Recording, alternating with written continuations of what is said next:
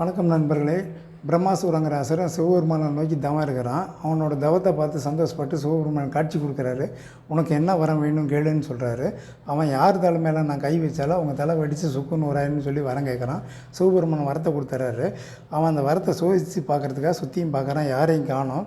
அவனோட உள்ள குறிப்பை தெரிஞ்சுக்கிட்ட சிவபெருமான் அங்கேருந்து மறைஞ்சிட்றாரு. அவன் மறுபடியும் தவம் இருந்து சிவபெருமானை கூப்பிட்றான். சிவபெருமான் வரும்போது மோகினி அவதாரம் எடுத்த திருமால் துணையோடு வராரு. அந்த திருமாலோட அழகில் மயங்கின அசுரன் அவரை அடைய ஆசைப்படுறான். அந்த புரிஞ்சுக்கிட்ட திருமால் அசுரனே, நீ நான் ஆடும் மாதிரி நீயும் ஆடுனா ஆட்ட நேரம் முடிவில் நீ என்னை ஜெயிச்சின்னா உன்னோட நான் சேருவேன்னு சொல்கிறாரு. அசுரன் அதுக்கு ஒத்துக்கிட்டு 2 பேரும் ஆடுறாங்க. பல முத்திரைகளை எடுத்து அந்த மோகினி ஆடுறாங்க. அதை பார்த்து அவனும் ஆடுறான். ஆட்ட நேரம் முடிவில் திருமால் தன்னோட தலை மேலே கை வைக்கிறாரு. அதை பார்த்து அசுரன் தானும் தன் தலை மேலே கை வைக்கிறான். அதோட அவனோட ஆட்டம் க்ளோஸ் ஆகுது. இதுக்கு உதாரணமான ஒரு திருக்குறள், அவா இல்லார்க்கு இல்லாகும் துன்பம் அது உண்டேல் தவா அது மேன்மேல் வரும். 368வது திருக்குறள். ஓகே, நன்றி.